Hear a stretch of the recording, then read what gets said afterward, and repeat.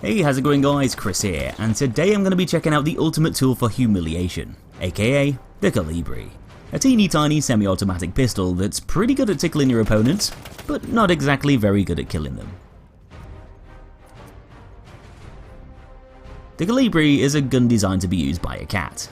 It's pretty much the smallest commercially available centerfire pistol to ever be created, with an overall length of about 7 centimeters, so it's not much smaller than the diameter of a baseball. And being a tiny gun, it's gonna fire tiny bullets. And these rounds were actually only 2.7mm in size, designed before the actual pistol itself. Other than the fact that the Kolibri was a super small weapon, it actually functioned in a similar way to a normal semi-automatic handgun. It used detachable box magazines stored in the grip, if you can really call it a grip. It used a blowback mechanism and featured a conventional trigger. But because there wasn't any form of technology around back then that'd be able to drill rifling into that teeny barrel, this made it a smoothbore pistol, consequently reducing its accuracy due to the fact that those little bullets weren't spinning around through the air as they were fired. Not to mention that the rounds weren't exactly going to cause a lot of damage to whatever or whoever they happened to hit either, unless you were just using it to shoot mice, as believe it or not, thick clothing would have been enough to act as a decent bulletproof vest, as the rounds probably would have just bounced off a chunky jacket, with them having an effective range of about 2 meters. Though I guess it could have potentially blinded or inflicted some fairly nasty wounds on someone's face at point blank range, though in a lot of cases you probably would have been better off just throwing rocks or punches at the other guy instead.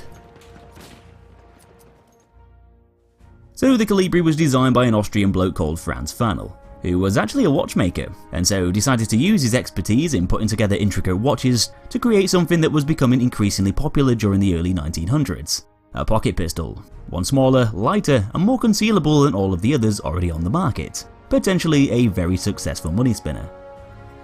Gun makers all over Europe were manufacturing tiny pocket pistols to be used as personal protection weapons, and they were selling like hotcakes, typically the smaller the better, as the more concealable they were, the more places they could be hidden out of sight.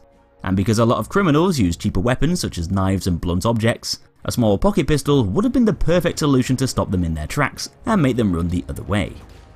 The growing trend of pocket pistols led to competition in the firearms market, which Franz Fanel was willing to challenge by making his Diddy Kolibri. But of course, by making it super mini, the gun lacked the necessary power to make it a formidable choice to use over the many others around at the time.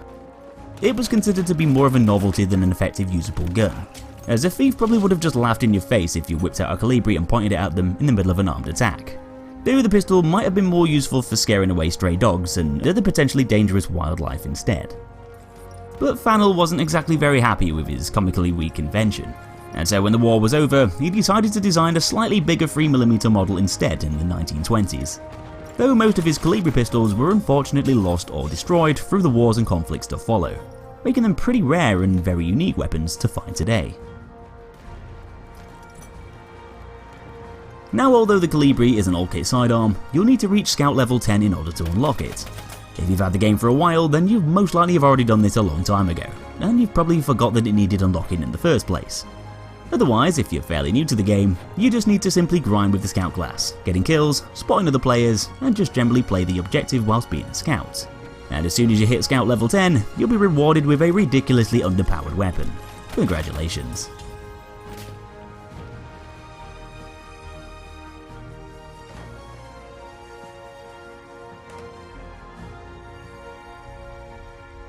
So anyway, the Kolibri's got some of the silliest stats in the whole game, because its bullets are so bloody puny.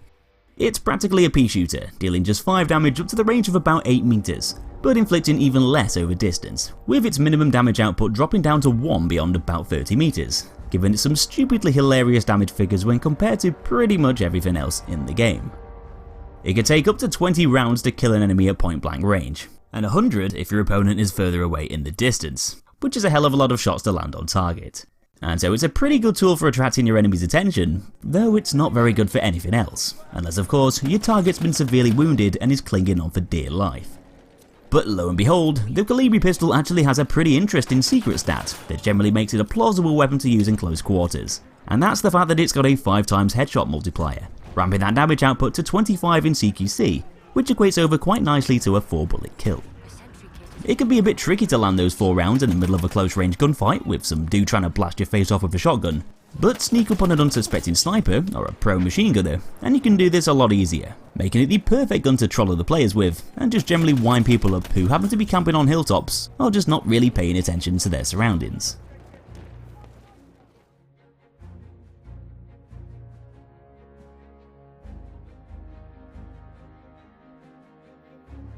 Despite barely dealing any damage, the Kolibri's actually got one of the fastest fire rates of all the semi-automatic pistols, matching up with the likes of the Frommerstop.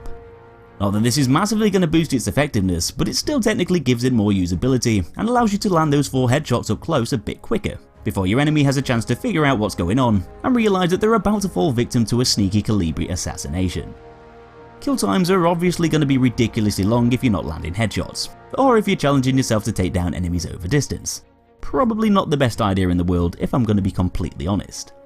The gun only tickles other players at longer ranges, and to make your mission even more impossible, it's also got the lowest muzzle velocity of all the secondary weapons too, at just 200 meters per second, making it even less effective for accurately hitting targets over distance, just when you thought the gun couldn't possibly be any worse.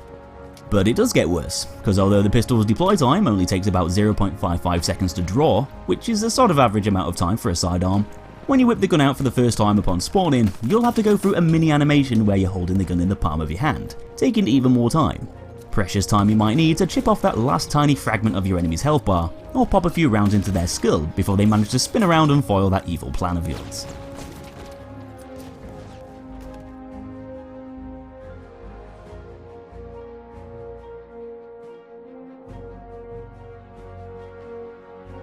I guess there is a bit of a benefit to firing Ps, and that's the fact that they're not going to generate much kick, as the Kolibri pretty much has the best recoil pattern in the whole game.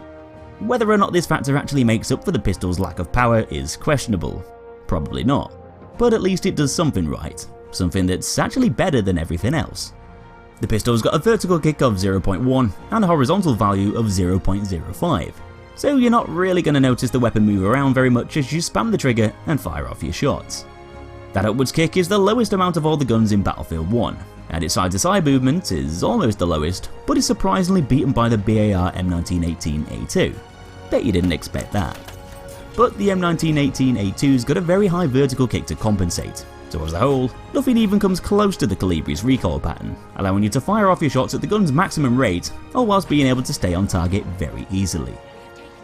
Because in a lot of cases you need to land multiple headshots to bring someone down, this extremely low recoil is essential, as once you've locked onto your opponent's head, you can tap the trigger as fast as you can to ensure you're going to get those 4 or so bullets to connect, without having to worry about the gun bouncing around, or having to pace your shots out at a slower rate to keep any recoil under control. So in a way, this goes hand in hand nicely with that stronger headshot damage and snappy rate of fire, actually making it a fairly usable weapon for trolling stationary enemies without them having much time to react.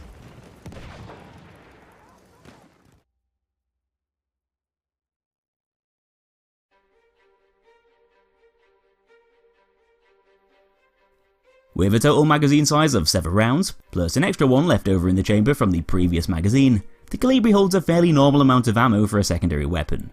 Though because the gun's just so bloody weak, it can take up to 2.5 magazines to kill another player in CQC, and if you're really persistent, up to 12.5 magazines to actually put someone down over longer distances, which is a hell of a lot of ammo. If you're restricting the gun's use to close quarter headshot takedowns only, then you'll have more than enough bullets to kill an enemy with 1 magazine. 2 enemies if you manage to land all shots on target. Though if you see 2 oblivious scouts chilling next to each other, and you're planning to Kolibri them both to death, then you're probably best reloading in between kills, just to make sure. Though with it being such a tiny gun, this makes it a rather finicky thing to reload, reflecting on those reload times and making them slightly slower than average. A tactical reload is going to take 3.1 seconds, and a full reload is going to take 3.8 seconds, both pretty long times for a sidearm. And so if you do run out of ammo in a close range situation, you're probably best reverting to your melee weapon, just to ensure you'll get the kill, as your enemy's going to have plenty of time to spin around and gun you down whilst you swap over those magazines, especially if you start shooting them first, only to find out that you don't quite have enough ammunition to finish the job, turning a devious trolling attempt into an epic fail on your behalf. But anyway, in conclusion, the Kolibri is literally just there to wind other players up, and for reminding campers that they probably should be playing the objective. It's a joke weapon, and not one to be taken too seriously.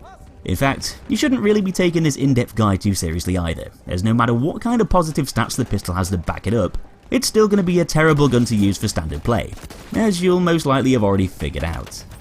Any advantages the gun has to try and restore the balance are massively overshadowed by the gun's major flaws, being ridiculously weak, often slow to deploy, taking ages to reload, and just generally being horrendous over distance. It may be a very accurate gun with little to no recoil, and it might be able to fire faster than most other semi-automatic pistols, but these factors barely make any impact on the weapon's overall effectiveness in a competitive sense, making it a truly terrible weapon to use over all ranges and in most situations. The only time it might be useful is if you're taking on someone up close who's practically almost dead, and it might be a reasonable sidearm to use to kill an enemy weakened by a Martini Henry blast in CQC. But apart from that, pretty much all of the other guns in the game are going to give you better results in all scenarios, though the Kolibri is there for anyone who likes to live life on the edge and put themselves at risk for the sheer thrill of it, and of course for those who love to piss off unsuspecting enemies sitting away from all the action. Because you can secure a 4-hit kill up close with those headshots, and with the gun shooting so quickly with almost non-existent recoil, this makes said headshots a lot easier to land than they would be with other sidearms, and so it's actually quite ideal for those close range takedowns so long as your enemy stays still and doesn't suspect that you're there. It's not a practical weapon to use in any way, shape or form, but it can be a humiliating way to troll other players and generally be a bit of an arse in CQC. And if you want to have some silly fun, at the expense of practically exchanging your sidearm for something that barely does anything, then the Kolibri was designed especially for you. You're going to be at a massive disadvantage in terms of general gameplay, though you've got a different kind of power in your hands. You'll be using the weakest weapon in the game, but you'll be better at spreading the salt than everyone else. So that's basically it for another one, guys. Hope you enjoyed the video. Give me a thumbs up if you did, and be sure to subscribe for loads more Battlefield content coming out soon. Take it easy, and I'll be seeing you in that next episode.